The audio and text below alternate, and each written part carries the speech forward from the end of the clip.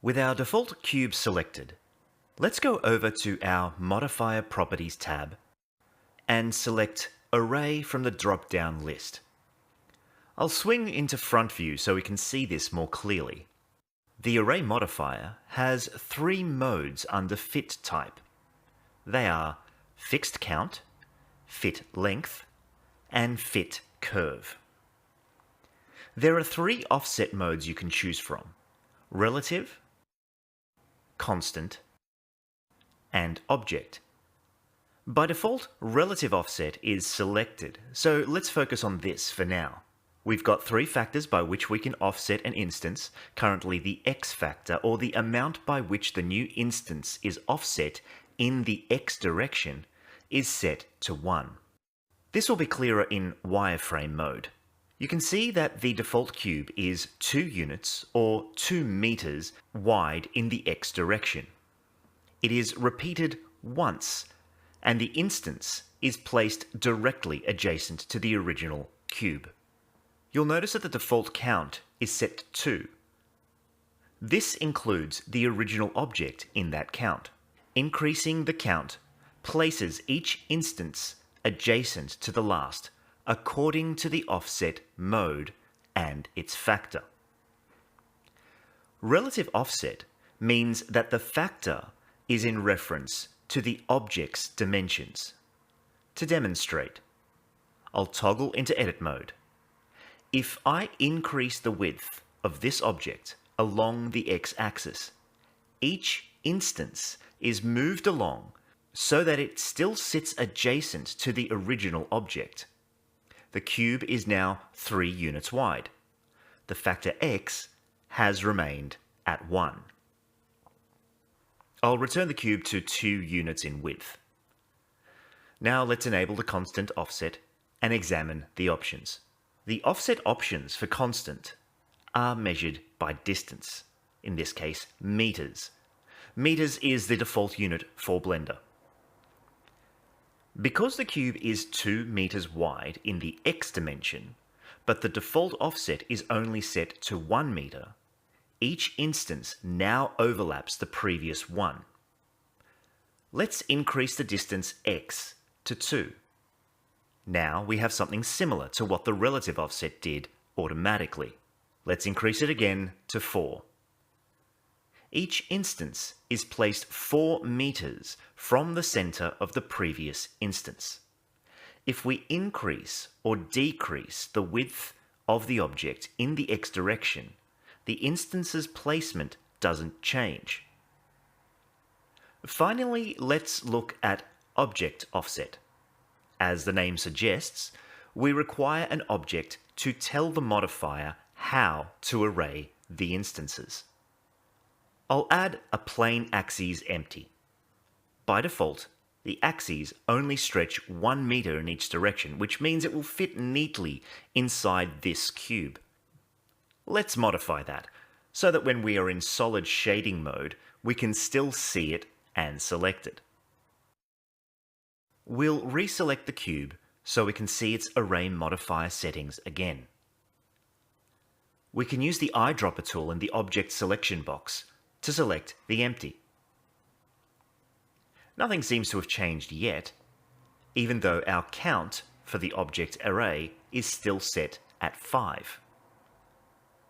We'll select the empty and move it in the x direction.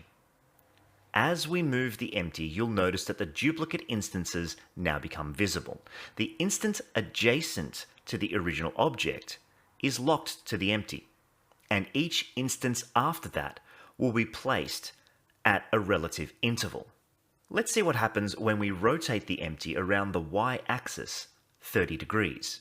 You can now see that each instance's rotation is set relative to the last instance. This also works with scale. I'm going to scale the empty down to 50% or 0.5. Notice how each instance is now scaled 50% of the scale of the previous instance, and not the original object. Here, we have a cylindrical object with a relative offset factor set to 1 in the Z direction. Editing the object will offset the instances according to the object's own dimensions. Remember, relative counts the object's dimension in the offset factor we're applying as 1 unit. If we set the factor to more than 1, then gaps will begin to appear. Let's enable the merge function. The default is set quite low, as it assumes instances will automatically be close. Let's increase the distance to 0.35. This tells the modifier that any vertices between instances that fall inside a 0.35 radius should be merged. There's another setting for merge, which will look for first and last copies in an array which forms a ring. Here is a segment of a torus set to object offset. I'll enable the merge function, as well as the first and last copies setting. The object around which we're offsetting is an empty, and it is placed at the same location as the object's own pivot point. The edges of this torus segment are rotated 20 degrees around the z-axis from each other. So rotating the empty 20 degrees should position the duplicate so that the first vertices of the duplicate align with the last vertices of the original mesh. We can now dial up the count, and each instance will be set exactly 20 degrees in front of the last until we complete this ring. Incidentally, I chose 20 degrees because 20 times 18 will give us exactly 360 degrees. But because this object is not smooth, no change to the object is detectable. So let's add a subsurface modifier to the stack, and now when we disable the merge function in our array, you can clearly see how even though the object and its instances are smoothed out, every junction is noticeable. If we leave the merge function on, but disable first and last copies, now you can clearly see where the first and last copies meet, as these edges are not merged. Texture will also be something to consider when creating instances of an object using the array modifier. I've set up a generated UV grid, unwrapped this plane, and created a shader in which this grid acts as a texture. You can see the mapping node tree below in the viewport here. Opening the UV settings under Array, we can offset the U and V coordinates of this texture. Now I've set the UV grid texture in the shader node tree to UDIM tiles so that each instance won't be repeated and leaves behind the familiar no texture purpley pink color. The offset U is set to 0.05 units. The offset is added to each instance along the array. And this also happens when offsetting the texture in the V direction.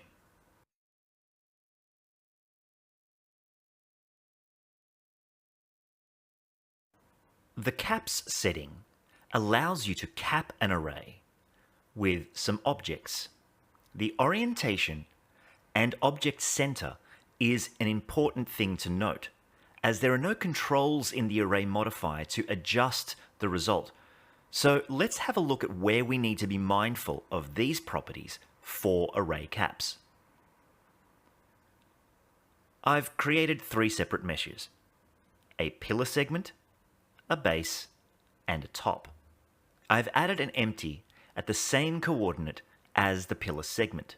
This will act as the object offset for this mesh. I'll go ahead and add the array modifier to the pillar. I'll disable the relative offset and enable object offset, and set the object offset to empty. I'll now move the empty so that it sits in line with the top of the pillar mesh, and I will scale it proportionally so that the bottom of the first instance matches the top of the original object. I'll enable merge and now open up the cap settings. I'll select the base as the cap start object and the top as the cap end object. If we swing into front view, we'll immediately see the problem that the cap start object has. It does not sit where we expect it to, because the offset of the cap is calculated from the cap object's own origin, then offset by however far the object is moved. In order to get the base to sit correctly, we'll need to select the base, tab into edit mode, and move the mesh away from its origin by the same amount of units as we've moved the object we're using to offset the array. Now that I've correctly set up the base, let's go one step further. I'll rotate the empty 10 degrees around the y-axis. This will cause gaps to appear on one side of the pillar. So I'll enable merge and increase the factor of merge until the gaps are automatically filled. Now we've got an interesting model, all using one modifier.